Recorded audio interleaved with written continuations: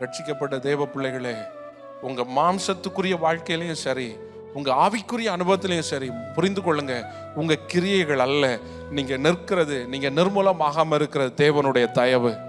Hallelujah. Be thankful for everything. எல்லாத்துக்காக நன்றி சொல்லுங்க. வீணான வைராக்கியங்கள், வீணான கோபதாபங்கள், வீணான குரோதங்கள் இதெல்லாம் எனக்குள்ள இருக்குன்னா இன்னைக்கு அதெல்லாம் தகர்க்கப்படணும் ஆண்டவரே. நன்றியற்ற அனுபவம் எங்கெல்லாம் இருக்கோ அதெல்லாம் தகர்க்கப்படணும். ஹல்லேலூயா. இந்த 4 மாசத்தை நம்ம அப்படி யோசித்து பார்த்தாலே நமக்கு தெரியும் எவ்வளோ ஆச்சரியம், எவ்வளோ ஆச்சரியம். ஒவ்வொரு நாளும் அற்புதம், ஒவ்வொரு நாளும் அதிசயம். ஹல்லேலூயா.